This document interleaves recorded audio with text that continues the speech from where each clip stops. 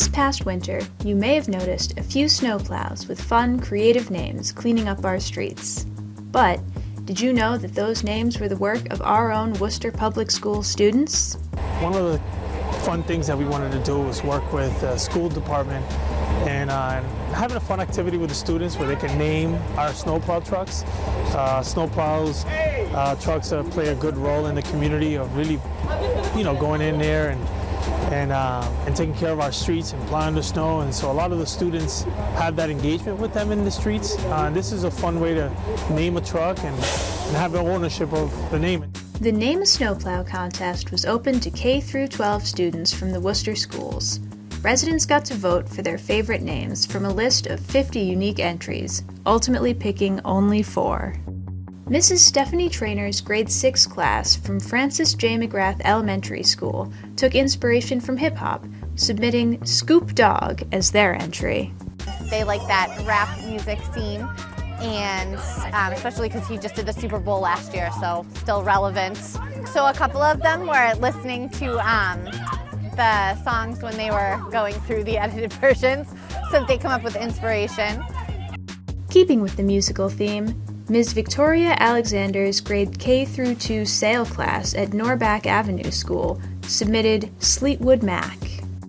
Ms. Sydney Lamoth's grade 9 and 10 advisory class at University Park Campus School referenced a classic rock hit by Alice Cooper, Snow More, Mr. Ice Guy. I would hope that he enjoyed that we took some inspiration from him, and I think that he would appreciate it, especially given that we had our own 14-year-old students making that pun. And of course, Miss Amy Cooley's grades 9 through 12 theater magnet class from Burncoat came up with William Scrapespear.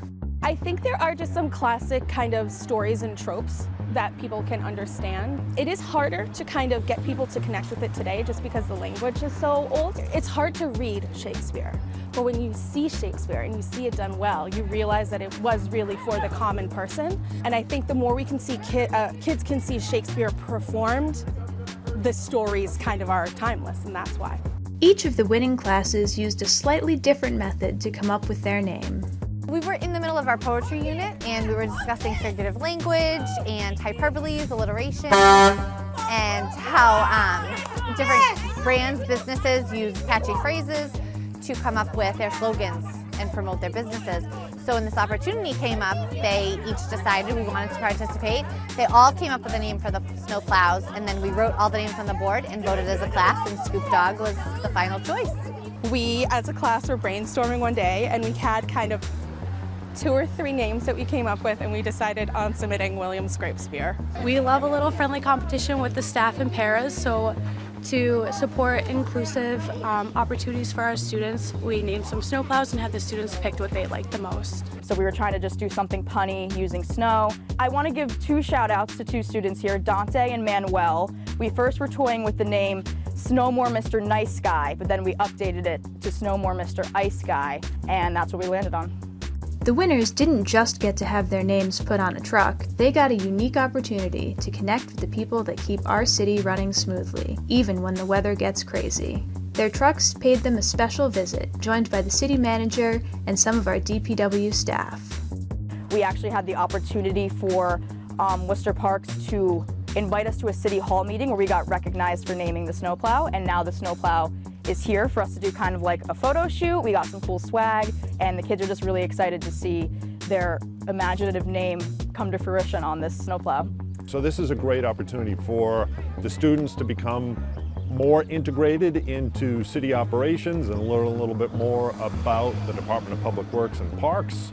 And it's a great opportunity for the Department of Public Works to get out and integrate with the community and just celebrate this wonderful name. So we actually have an 18-year-old senior right now who just found out that the DPW is hiring. You know what I mean? So like real world application, that's phenomenal.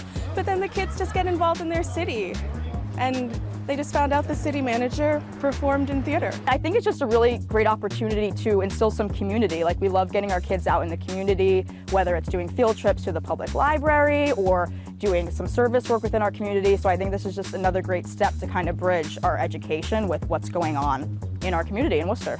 Inclusive opportunities are amazing for students in a separate classroom.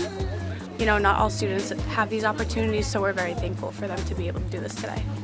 And, as if that wasn't enough, the students had a whole lot of fun. It was just a fun, creative way to get students and teachers and everyone involved. The students had a great time riding in the seat and honking the horn, as you hear. They love the trucks, they love touching it. Every sensory need that they were able to get today, they enjoyed. That's so fun! I think it's so great that my high schoolers are just so excited to get up in that truck and pull the horn. It brings out their childhood wonder, which is great. So the next time a big snowstorm hits Worcester, keep an eye out for these special trucks. Even if the weather's got you down, they just might put a smile on your face.